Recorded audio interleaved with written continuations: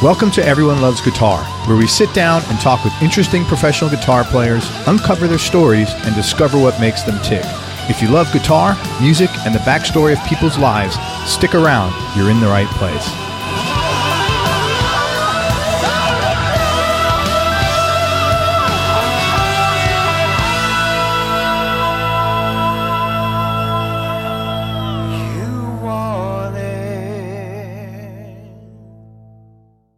For information about advertising on Everyone Loves Guitar, including information on geographically targeted ads, go to everyonelovesguitar.com/advertise. That's everyonelovesguitar.com/advertise. Hey, everybody, this is Craig Garber. Welcome to Everyone Loves Guitar. We are with LA badass session player Andrew Synowiec. He was on the show last year. Andrew's a great guy, super interesting story, and he just came out with his second album, and I wanted to turn you guys all on to it. So let me tell you a little bit about his background. He is a multi-instrumentalist LA session player. He has credits like the blockbuster film Frozen, also played on Michael Bublé's #1 album, To Be Loved, countless commercial and indie projects. He's got a massive collection of over 80 stringed instruments, and he's recorded for artists ranging from Barbra Streisand to Rob Zombie, and producers from Bob Rock to David Foster. Did you work on Streisand's last record with John Shanks? I'm not sure. The one I did was like movie songs or something. I don't even remember the name of it. Let me see if I can find couple of years. It was like a couple of years ago, right? Yeah, it would have been maybe 2 or 3 years ago. Okay, yeah, he just did another one with her.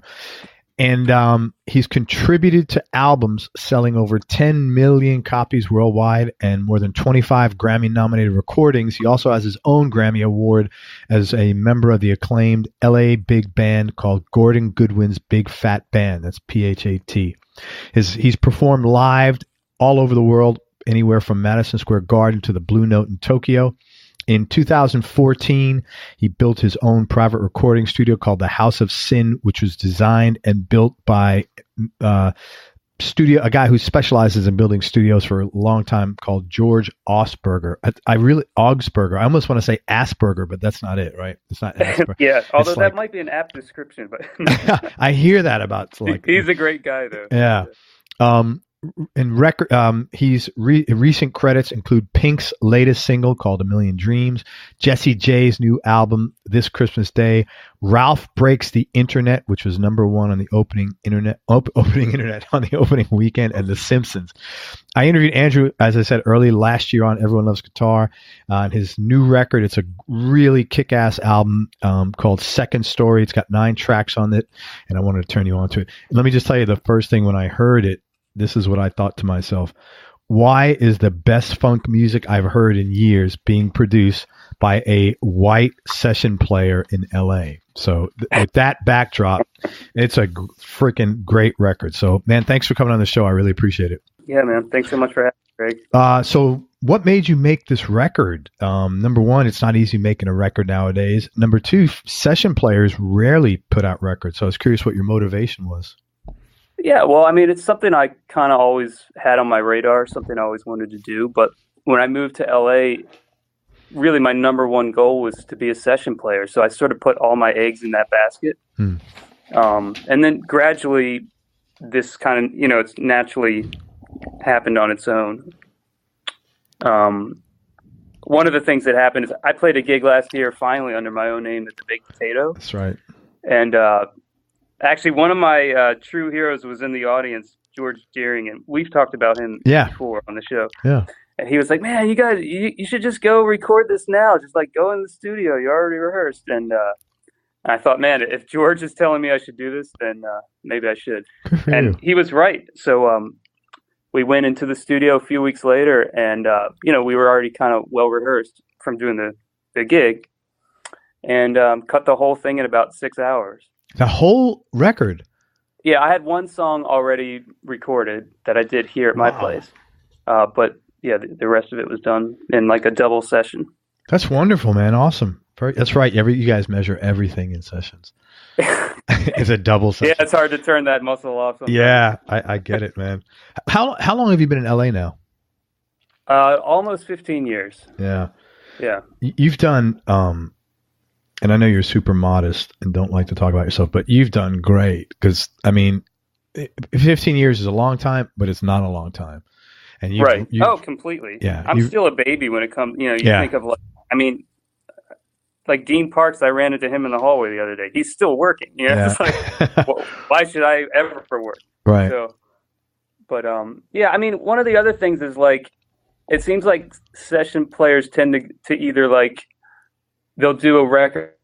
There's like, there's a country song and a metal song and a jazz song. And yes. It's more of like a calling card than it's a business card. You know? No, it's a business card. Yeah, which is totally cool. But I wanted to do something that, felt more authentic to me, I guess, whatever that means, but wouldn't just totally be like a, guitar record for guitar nerds only. It was the songs are really well written. This is not a guitar record at all. I mean, it's great. I mean, some great guitar playing on there, but it's part of the song. It's not like, it's not like listening to Blow by Blow or something like that. It's a great, really great music. And I'll tell you what was, especially on the first track, and we'll talk about it, that B3, that is an explosion there, man. Yeah. Yeah, that's my buddy Fred Crone. He's amazing. Killer player. So I asked you if you're going to tour for this or play some gigs, and you said maybe, but probably not. Just because the economic. I mean, no, because this is all guitar players listening, and they're all going through the same thing. So it might not. Yeah, I mean, I'm going to start playing around town a little more as I can, but as we discussed, it's so time consuming just to schedule everything and coordinate. But it's fun. It's worth it. You got to do it. Do any of the songs have a particular significance, and was there like any theme or message overall that you were trying to? Not really, and I got to say, like, one of the things that I always have loved about instrumental music is that there's no like overt message necessarily. Yeah.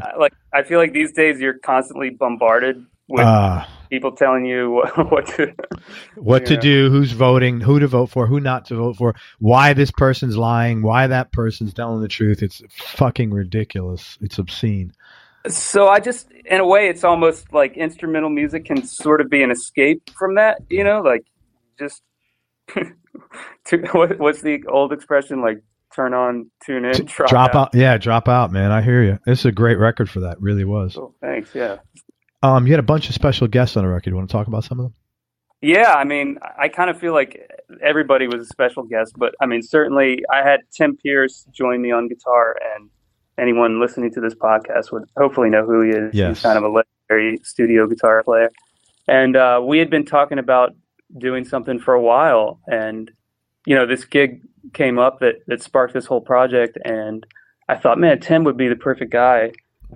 So I sort of I called his bluff. I was like, all right, I got something for us to do, And sure enough, he showed up, and at first he was going to play on maybe like one song per set, and then once he saw the material, he got really excited about it, and ended up playing the whole gig with us. That's really cool. It is great material. It really is. And I'm not just blowing smoke. I really, really enjoyed the record. It was very well written, very well done.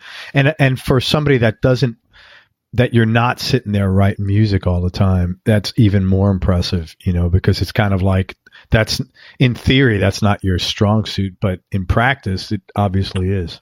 Well, I mean, I spent so many years doing that, like in music school. And then, it's a muscle that you either use it or lose it. So I didn't want it to just kind of go by the wayside. So, over the last few years, just whenever I have time, it's like anybody else. You pick up the guitar, you practice, and you go, oh, that's kind of cool. I should put that aside and turn that into something. As far as like music you like to listen to or play, is this a fairly good representation? Because it's pretty consistent as far as it's funk. There's some jazz overtones in there, but it's like funk primarily, and I don't even know, rock, funk, and maybe a fusion. I don't even know. Yeah, I mean, I don't know that I have like one true musical love, but it's definitely representative of the stuff that really hit me in those like pivotal teenage years, I mean, I mentioned the Dixie Dregs before, that kind of stuff, sort of like fusion before it came so codified. Yeah. Before like really bad keyboard sounds and unlistenable, Yeah. Guitar playing. So. Yeah, well, one of the things that was cool is that every song pretty much grooved. So even if, no matter what kind of genre it was, there was a groove in every song. And that is really cool to hear because I don't hear a lot of that stuff now. Yeah, thanks. Well, I definitely wanted to get back to that kind of era where like, it almost like this would be like a Bill Graham presents. Yeah, record, totally. Where there'd be like a comedian and then a folk act and then Jimi Hendrix. Or, people pay for everything. Yeah. And it wasn't so much like everything must fit into this box. Yes. Yeah. You did a good job. Anybody else on the record that you wanted to mention? Yeah. So I mentioned my buddy Fred Crone is playing keys, and he's mostly a composer. So he sits behind the keyboard all day just cranking out awesome music. And one of the things I wanted to do was he only played either Rhodes or, Hammond organ. And to kind of keep it from getting too abstract in terms of the sounds, like really grounded and kind of earthy. It was, yeah. Sean Hurley is on bass, and he spent many years with John Mayer. And now he's kind of in town doing a lot of producing. And again, like, he's a super badass bass player, but he's not known for he's more known for just playing, real simple musical stuff. Sure. So that was part of my idea with like not wanting to take it too out, and then following on that theme, I have two simultaneous drummers, a la like the Allman Brothers. And so one of them is Blair Senta. He's a little bit more in the pop world. He's worked with like Chris Cornell and Alanis Morissette. And then the other drummer is Jake Reed, and he's like a younger guy that's kind of real active in the creative music community. And the two of them really have like a really cool like yin yang thing happening. I didn't realize that. So you had every song had two drummers. Yeah, all but the last track, which is the one that we cut here. That's just one drummer. That's really cool. Everything else has two drummers. And man. Again, you hire good guys and then you go, hey, make this cool. And they do, That must have been really fun for you as a leader to have like two drummers there. Oh, completely. And actually, and one of the things that Blair does that's kind of unique is he puts these contact microphones on his drums and then runs that mic through like guitar pedals into a guitar. So a lot of the weird stuff where you're like, oh, that sounds like a loop or production. That's not. It's all happening live. That's really cool, man. Yeah. Awesome. Very cool, man. And then the producer is John Paterno, who he's a guy whose name I've known for a while and somebody I've always wanted to work with. He's worked with like Robin Ford and Mike Landau, Steve Gadd, and a bunch of other, great artists. And he was the natural choice, and he was available. And to my delight, he said yes. So he was great to have be on the board. That's really cool, man. Again, you did the playing is excellent, but you did a really good job songwriting. I just had a couple of questions on some of the specific songs. The title song, Second Story, I felt it was kind of like Steely Dan meets Jeff Beck from a writing standpoint. I was wondering if there's any backstory to that. Not really, other than I was definitely trying to kind of bridge two worlds of sort of that classic rock blues guitar thing where it's just loose and free, and it's all over like an E7 sharp 9 chord. But then there's this other section that, like you said, it's sort of Steely Dan-ish. The harmony is like, New York in the 70s or whatever. And just sort of try to find a place where those two worlds could meet. Because that's kind of, again, like I want it to be authentic to what what I grew up on. So it's got to be impossible to be an LA session player and ever avoid Steely Dan's like influence, I would imagine. No? Well, I don't know. I think a lot of the music today is sort of like, although it's already changing again, but for a while it seemed like almost like anti Steely Dan. No, like within like your community. Stuff, it's like super, everything sounds broken, which is cool, but like almost like a complete 180. So, and I enjoy both those sounds, for sure. So. No, I meant in the community of players. it's impossible to avoid like the Steely Dan thing. Yeah, I would say so. I mean, why would you want to? Right. But I mean, it's just there's such a force, and so many guys out there top guys worked on their greatest stuff. You just said something a second. I wanted to address that. You said, or ask you a question about it. Really, you said the music's been changing, and now it's changing again. What are you seeing now? Well, like for latest guitar tones, for a while it was like chorus was a bad, like you could never ever use chorus. But now, like, it's like okay again to use chorus on a guitar, and it's fun. It's really generational too, because I noticed guys I worked for who are a little older than me, they're still in the like, oh no, chorus is bad phase. But then people that are younger than me are like, oh dude, put chorus on it. Like that's funny. So it's like continually like a cyclical thing, you know? So if you work with someone that was in their late 60s, early 70s, they'd probably be okay with chorus. Exactly, yeah. Wow, that's funny how that works. Then you have a song on there called One of a Kind. It was a really pretty ballad, and it wasn't exactly like this, but it sort of reminded me of like, you know, the classic Irish Danny Boy type ballads. Again, the music wasn't like that, but it just sure very pretty like that. And I was curious, and also I had a question: is that in 12/8? It could be. I think I wrote it in 3, but it's all the same. Tell me, math wasn't my best subject. That's all good. But yeah, thanks. I wrote that song when I originally did the gig. I was thinking about. I thought it might be cool to have like a different guitar guest on every song, but then like the reality of that just kind of set in. Logistically. Like, yeah, exactly. But one of the guys, I thought, I should have George come up and play a mandolin, you know, solo. So I thought, well, let me write something for him that would be, you know, fun and easy to play on and you know, kind of conducive to that and sort of capture that. And I wrote it for him. So the title is actually for him. Oh, that's very nice, man. Yeah. Really cool. Does he know that?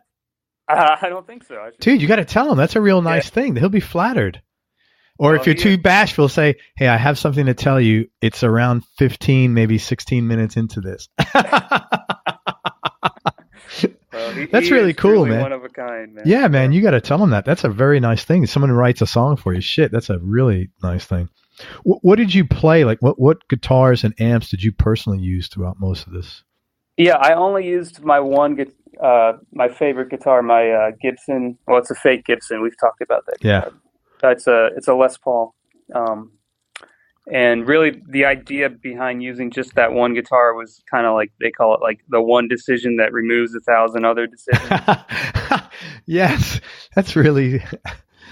Because I was a little bit worried that the music was too diverse and wouldn't kind of all sound like it was coming from the same place. So I thought, well, again, like if the keyboard sounds are only those two sounds, you know, like the actual analog Rhodes and Hammond, and then if I only use that one guitar and then augment it with pedals and stuff, it's also one less thing for me to think about in the 6 hours I had to do everything. Which is really important. When it comes down to it. Yeah, and less stress. It's so much easier. You got enough shit to manage when you're... Exactly. Yeah. That's good. Smart thinking. Yeah. And what were you playing out of?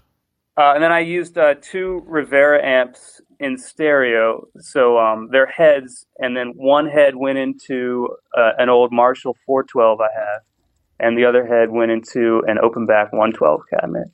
And they're both on all the time, but because the cabinets are so different, they sort of accentuate different frequencies, and it's almost like a piano where the stereo image moves a little bit as you play it, you know, low to high. Mm-hmm. A similar thing happens when you use that setup on an electric guitar. So they sort of complement each other. The frequencies kind of fill each other out. What did you, or I should say, did you learn anything from doing this project? Either about the music or about yourself? Oh man, so much. Awesome. Tell me. Yeah. It's I don't even know where to start. Just about being a leader and getting good performances out of everybody, and also putting your trust in a producer, you know, to just say, yeah, we got it, let's move on.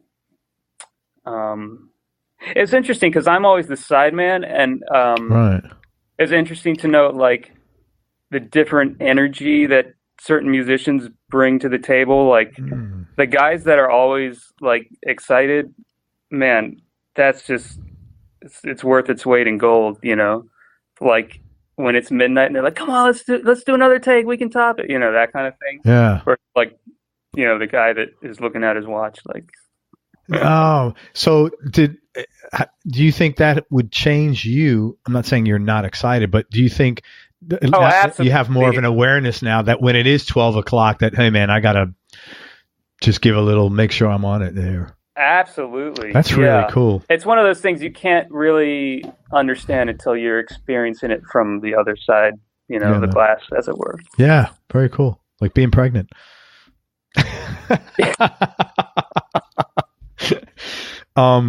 That's really cool. So being a leader, trusting a producer, anything else? Well, it's forced me to be a little bit more active on social media, which is not something I really enjoy or or value. But you know, you gotta. It's like, well, I did a record. Do I want anyone to hear it?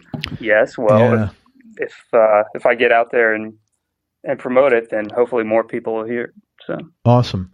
And forced me to come out of my shell a little bit in that way. Well, that's a good thing too. That's always a good thing. Yeah, maybe. It's always a good thing, man. Trust me. And along those lines, you've got some videos that you've made of the making of Second Story, correct? Yeah, I do. Again, it shows my my complete ignorance in terms of what's important these days. But it was sort of an afterthought. You know, I told Tim, I was like, yeah, man, have your guy come and film the whole thing. So it's not like a super produced thing, but it's you know, you can literally, it's just a guy with a camera, and then there's a couple of stationary cameras, and you can see us recording these songs in real time. That's great. No, I think that's very important, and from a marketing standpoint, that is really compelling for people to get interested in your music, to be honest with you. Right. Yeah. Yeah, they're watching how things are put together, and they're seeing things. Listeners don't get to see a studio, right? How it's made. So, and it's genuinely very interesting. So, I think that was a good move.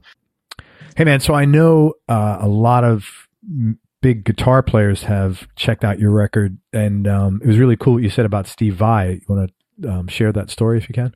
Yeah, it was amazing. I was able to get him an advanced copy, and he was just so sweet and kind. Man, he wrote me back the nicest letter, you know, praising the record, and it was like it could have been almost the liner notes. You know, he went song by song, like, oh, this reminds me of this, you know, harmony I used to play back in my Berkeley days. Although, you know, you guys are really taking it to a new place, and I mean, like each song was just like.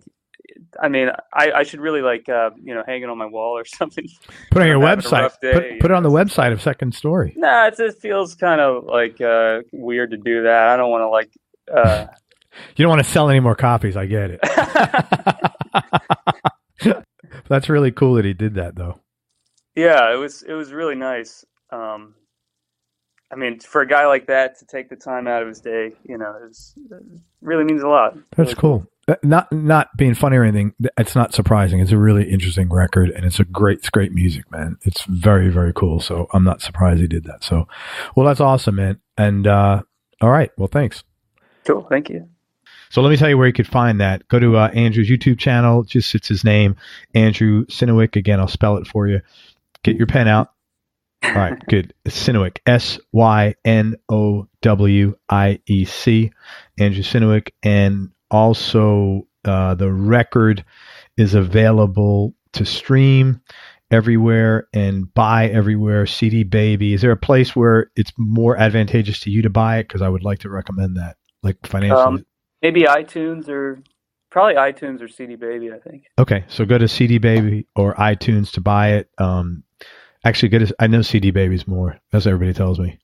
Cool. CD Baby pays more. Everybody know that. So if you want to buy the record, go to CD Baby to buy it. And Andrew's really good if you want to shoot him an email or chat with him. He's totally cool about responding. And you can do that on his and follow him on social media. His Instagram is, again, Andrew Synowiec, and his Facebook is, oddly enough, Andrew Synowiec. And the name of the record is Second Story. It's really, really a cool record. I'm not just saying that because he's a friend of mine and a friend of the show. It's a great record, really great funk music. It's very cool. If you like any kind of instrumental music, you'll love this record. Guaranteed. Anything else, bud? No, thanks so much for having me on the show, Craig. Oh, you're welcome. What's next in the upcoming schedule for you in general? Just playing sessions and trying to keep everything going, Any interesting sessions coming up that you could talk about?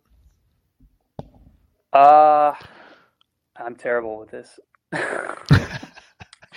Ladies and gentlemen, here you have it. Literally the worst marketer in the world. But he's great. I don't know if I can say that. I'm doing a big movie next week, but I don't. It's like it's on. I don't know. I never secret. know what I'm allowed to say or whatever. So I don't think you're allowed to say actually anything anymore because no matter what you say about any topic, you're going to get in trouble. So, I was on a call yesterday with a really nice woman, just so freaking cool. And there's 3 or 4 things in a row. She said, I have a bunch of, it was a very ethnic band. It was really cool. She goes, not that I mind not having ethnic band. I'm like, this is crazy. Like, you got to even think about saying that. Like someone out there saying, oh, she likes ethnic people. She's obviously hates whites. Like, it was just crazy, man. So I think everything you say, so just assume nothing is going to make anybody happy and say, fuck it and just say whatever the hell you want. That's, I don't know. Maybe that's living dangerously. Anyway, man, I wish you a lot of luck with the record. It's really good. I hope it does well. And I hope you get to play it out. And I would certainly love to see it. And if you tour here, man, there's a lot of people. Yeah, well, I'd love to. And if anybody wants to put Andrew on a tour, call him, hook him up, and message him through his Facebook or Instagram. Again, it's Andrew Synowiec, Synowiec. Dude, thanks very much. I really enjoyed the record. I hope it's a big success for you. I'm really happy. Thanks so much, Craig. I appreciate you having me on. You're welcome. Anytime. Everybody, thank you so much for listening. If you enjoyed this, share it with a friend on your social media channels. We appreciate your support with this. Thanks very much to Andrew Synowiec for spending time with us. Please support his music and check him out. The name of the record is Second Story. If you like good instrumental, good funk, good jazz, just great rock record, man. Check it out. Make sure you go to everyonelovesguitar.com, sign up to get on our newsletter list so you and I can connect. And most important, remember that happiness is a choice, so choose wisely. Be nice, go play your guitar, and have fun. Till next time, peace and love, everybody. I'm out. We hope you enjoyed this show. If you did, subscribe to the Everyone Loves Guitar podcast, and you can do this online at everyonelovesguitar.com or on iTunes. And if you like the show, please leave us a 5-star positive review. The more 5-star reviews we get, the higher our show ranks, and higher rankings mean we get to continue speaking with cool, interesting guests on our show. We'll see you on the next episode, and until then, keep playing your guitar and have fun making music.